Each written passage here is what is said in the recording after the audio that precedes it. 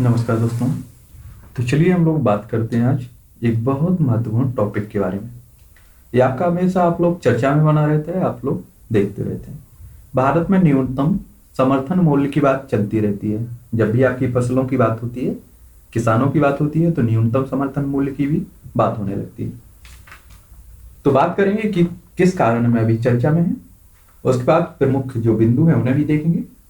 उसके बाद हम बताएंगे कि आपको न्यूनतम समर्थन मूल्य आखिर होता क्या है, इसके बारे में भी बात करेंगे।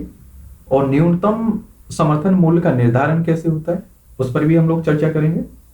उत्पादन लागत के मानक क्या क्या है, न्यूनतम समर्थन मूल्य के लाभ क्या है, हानियां क्या है।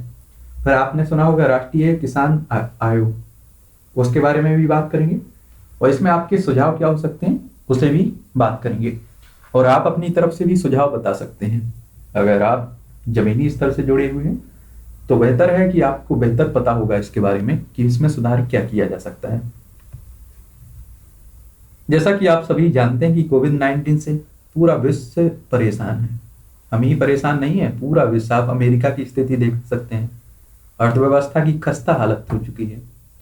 हमारे यहाँ की अर्थव्यवस्था तो पहले ही बैठती जा रही थी, लेकिन जितनी उसमें कमी थी वो आपकी कोरोना वायरस ने पूरी कर दी।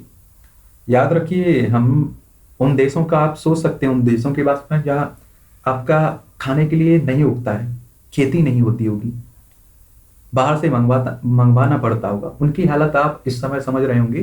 क्योंकि आयात निर्यात पूरी तरह से ठप पड़ा हुआ था। तो किस तरह से उन्होंने अपनी जिंदगी गुजारी होगी वही लोग जानते होंगे। हमारी इस संकट की घड़ी में सबसे बड़े सहयोगी आपके किसान ही बने हैं, अर्थव्यवस्था ही बनी हुई है। कई राज्यों में तो आप लोग देखते हैं कि 80 से 85% लोग खेती पर निर्भर करते रहते हैं। खेती यानी कि अर्थव्यवस्था इनकी खेती ही है। कोविड-19 यानी कि कोरोना महामारी के संकट से जूझ रहे किसानों के लिए हाल ही में आर्थिक मामलों की मंत्रिमंडलीय समिति द्वारा विपणन वर्ष 2021-20 के लिए 2021 के लिए खरीफ फसलों के न्यूनतम समर्थन मूल्य यानी कि एमएसपी मिनिमम सपोर्ट प्राइस में वृद्धि को मंजूरी प्रदान की, यानी कि बढ़ाने की बात की गई और मंजूरी दे दी गई।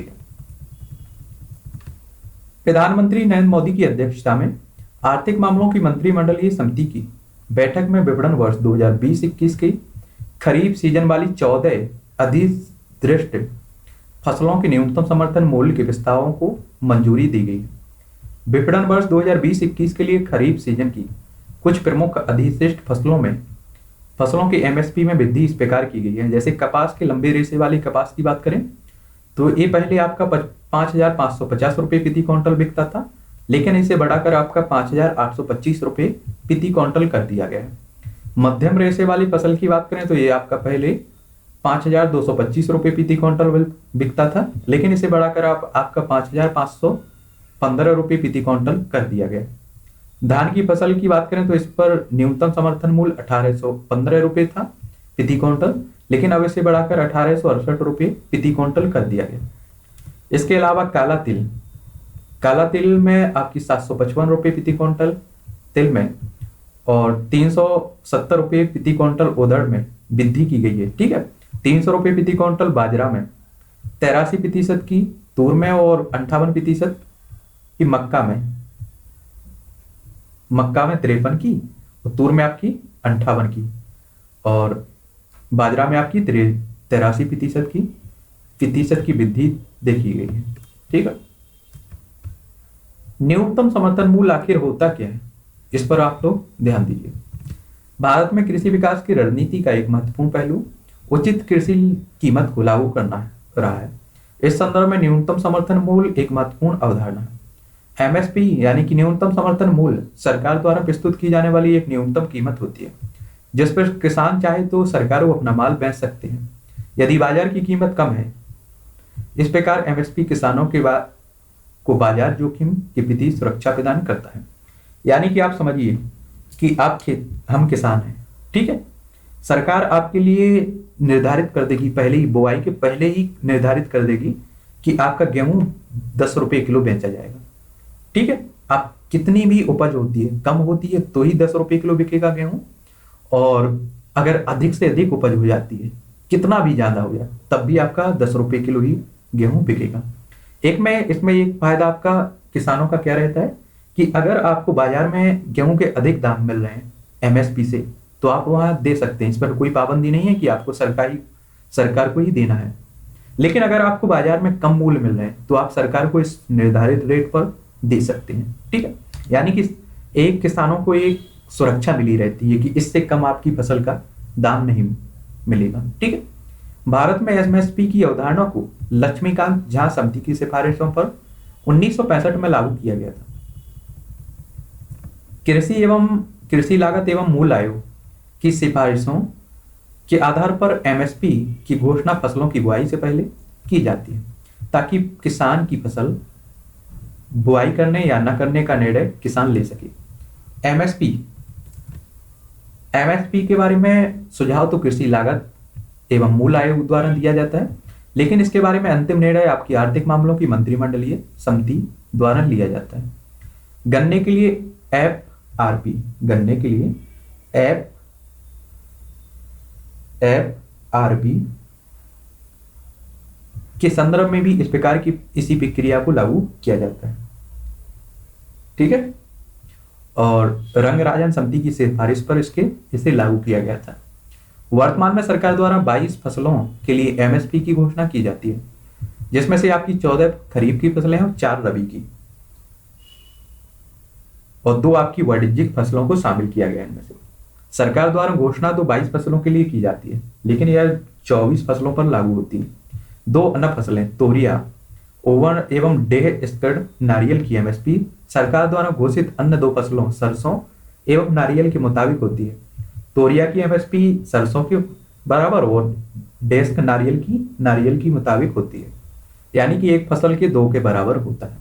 ठीक है, जैसे आप गेहूं और जौ का ले लीजिए, गेहूं के जितना रेट तय होगा मिनिमम प्राइस, उतना ही आपका जौ का रख देंगे। इस तरह से न्यूनतम समर्थन मूल्य का निर्धारण कृषि लागत एवं मूल्य आयोग द्वारा एमएसपी के का सुझाव देते समय उत्पादन की लागतों को मुख्य आधार बनाया जाता है। इस संदर्भ में आयोग द्वारा पूर्व में आपका C2 ये आपके लिए बहुत ही महत्वपूर्ण है। C2 मानक ध्यान में रखा जाता था, किंतु सरकार ने वित्तीय वर्ष 2018-19 से A2+FL मानकों को प्रयुक्त करने की घोषणा की है। यहां बता दूं कि आपका ये C2 और A2FL आखिर है क्या है। तो C2 यह लागत A2+FL की ऊपर होती है। लागत जानने का यह फार्मूला किसानों के लिए सबसे अच्छा माना जाता है। इसमें जमीन की कीमत भी जोड़ी जाती है जिसमें फसल उगाई गई हो, जमीन में फसल उगाई हो। इसमें जमीन का किराया, जमीन तथा खेतीबाड़ी के काम में लगी स्थायी पूंजी पर ब्याज को भी शामिल किया जाता है। इसमें कुल कृषि पूंजी पर लगने वाला ब्याज भी आपका शामिल किया जाता है। फिर आपने देखा होगा A2, A2 किसान की ओर से किया गया सभी तरह का भुगतान, चाहे वो कैश में हो या फिर किसी वस्तु की शक्ल में हो। बीज खाद की, कीटनाशक हो गया, मजदूरों की मजदूरी, ईंधन, सिंचाई पर खर्च, ये सभी आपके A2 में जोड़े जाते हैं।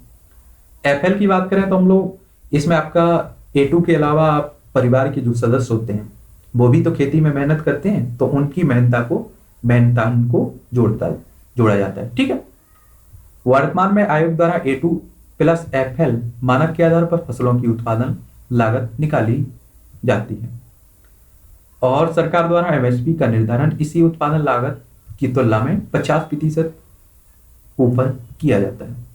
उत्पादन लागत के मानकों की बात करें तो भारत में फसलों के उत्पादन लागत को तय करने में 2 मानक प्रचलन में है, C2 और A2+FL। किसानों को फसल उत्पादन में आने वाली लागतों को 2 भागों में बांटा जा सकता है। स्पष्ट लागतें, किसानों द्वारा फसल उत्पादन में वस्तु या फिर मुद्रा के रूप में आने वाली लागतों को स्पष्ट लागत कहा जाता है। निहित लागतें, इसमें किसानों द्वारा फसल उत्पादन में प्रयुक्त स्वयं के साधनों को शामिल किया जाता है, यथा स्वयं की भूमि, स्वयं की पूंजी और पारिवारिक श्रम को भी शामिल किया जाता है। C2 के मानकों में उपयुक्त सभी लागतों को ध्यान में रखा जाता है, इसलिए इसे व्यापक लागत कहा जाता है। A2+FL मानक में सभी प्रकार की स्पष्ट लागतों, भूमि का किराया सहित को शामिल किया जाता है, किंतु निहित लागतों में सिर्फ पारिवारिक श्रम को शामिल किया जाता है। इसमें पारिवारिक श्रम के लिए एक अनुमानित मजदूरी को शामिल कर लिया जाता है। इस उपयुक्त विवरण से स्पष्ट होता है कि A2+FL में निहित लागतों के अंतर्गत केवल पारिवारिक श्रम को ध्यान में रखा गया है। स्वयं की भूमि के लिए लगान और स्वयं की भूमि के लिए ब्याज का ध्यान में नहीं रखा गया है।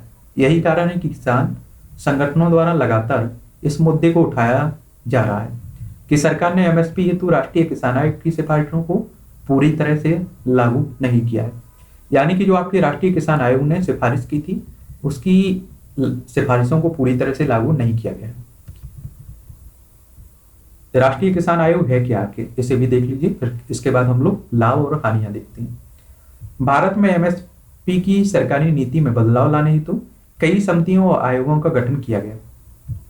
इसी संदर्भ में सरकार ने MS स्वामीनाथन की अध्यक्षता में सन 2004 में राष्ट्रीय किसान आयोग का गठन किया था। राष्ट्रीय किसान आयोग के अनुसार MSP का निर्धारण सीटों की तुलना में 50% ऊपर होना चाहिए। वर्तमान में कई किसान संगठन इसे लागू करने की मांग भी कर रहे हैं। आखिर न्यूनतम समर्थन मूल्य के लाभ क्या होते हैं, प्रॉफिट क्या होते हैं? न्यूनतम समर्थन मूल्य किसानों में कृषि की नई तकनीक को लोकप्रिय बनाने में मदद करती है। कृषि की नई तकनीक अधिक उत्पादन से जुड़ी होती है। MSP को एक सामाजिक न्याय के कदम के रूप में भी देखा जा सकता है। इसके माध्यम से निर्धन किसानों की सहायता की जा सकती है। आप सोचिए कि आपको पता ही ना हो कि आप जो फसल उगा रहे हैं वो कितने की बिकेगी, महंगी बिकेगी या सस्ती बिकेगी, तो आप आलस खाएंगे और आप फसल अधिक उत्पादन में ज्यादा दिमाग नहीं लगाएंगे। लेकिन आपको पता रहेगा कि ये फसल इतनी महंगी बिकेगी तो आप उस पर जोर भी देंगे और अच्छे से करेंगे। MSP ने भारत की विशाल जनसंख्या को खाद्य सुरक्षा को सुनिश्चित करने में अपनी प्रमुख भूमिका निभाई है, क्योंकि MSP के माध्यम से भारत खाद्यान्न उत्पादन में आत्मनिर्भर की स्थिति को प्राप्त कर पाया है। MSP से संबंधित कृषि फसलों की कीमतों में स्थिरीकरण आता है। अब बात करते हैं इसकी हानियां क्या क्या है। आखिर भारत में MSP का लाभ कुछ विशेष क्षेत्र यथा पंजाब, हरियाणा, उत्तर प्रदेश आदि और कुछ विशेष लोगों यथा कि बड़े किसान आदि को अधिक मिलता है। इसके कारण में भारत में प्रादेशिक आय की विषमता बढ़ी है। भारत में MSP के निर्धारण में राजनीतिक प्रभाव रहा है, जिसके कारण कृषि क्षेत्र पर कई तरह की नकारात्मक प्रभाव पड़े हैं। MSP से जुड़ी भारतीय नीति में निर्धन लोगों के मांग पक्ष पर ध्यान नहीं दिया गया है। तुलनात्मक रूप से निर्धन लोग मोटे अनाज को अधिक पसंद करते हैं, लेकिन भारत में गेहूं चावल के लिए MSP को अधिक बढ़ाने की कोशिश की गई है। इसी कारण भारत में मोटे अनाज और दालों के उत्पादन पर विपरीत प्रभाव देखा गया है। सुझाव क्या हो सकते हैं उन्हें भी देख लीजिए। सन 2013 में MSP के बारे में सुझाव देने के लिए भारत सरकार द्वारा रमेश चंद समिति का गठन किया गया था, जिसकी महत्वपूर्ण सिफारिशें निम्नलिखित हैं। भारत में सरकार द्वारा सभी स्थानों में से MSP के आधार पर फसलों का अधिग्रहण नहीं किया जा सकता है। इसलिए भारत में DPP डिफिशियंसी प्राइस पेमेंट का या फिर मूल बीमा की व्यवस्था को लागू किया जा सकता है। इस व्यवस्था में सरकार द्वारा MSP को घोषित किया जाता है, लेकिन किसानों को यह कहा जाता है कि वे अपना माल खुले बाजार में बेचें। यदि बाजार की कीमत MSP की तुलना में कम रहती है तो सरकार द्वारा DBT के माध्यम से क्षतिपूर्ति कर दी जाती है, यानी कि जितनी कमी रहती है उसे पूरा कर दिया जाता है। कृषि लागत एवं मूल्य आयोग को कृषि नीतियों के निर्माण में भूमिका दी जानी चाहिए। आगे की राय क्या हो सकती है? सरकार की न्यूनतम समर्थन मूल्य नीति ने भारत में किसानों को सशक्तिकरण और खाद्य सुरक्षा में अपनी महत्वपूर्ण भूमिका को अदा किया है। अतः सरकार को इस नीति में विभिन्न विशेष समितियों के अनुसार सुधार लाकर और प्रासंगिक बनाना चाहिए, क्योंकि आप सभी जानते हैं कि हमारे यहाँ जितना योगदान कृषि क्षेत्र दे रहा है इस समय, उतना मुझे नहीं लगता है कि अन्य क्षेत्रों का हमें अभी सहयोग मिल रहा है, क्योंकि इस कोरोना की महामारी में पूरी तरह से सब कुछ चौपट हो चुकी थी। फिर भी आपने देखा है कि खेती में आप बढ़ोतरी फसलों में देखा गया है, उत्पादन में। तो चलिए, आशा है कि आप सभी को अपने क्वेश्चनों के आंसर मिल चुके होंगे। ठीक, आपके भी कुछ सुझाव हो तो आप लिख सकते हैं नीचे।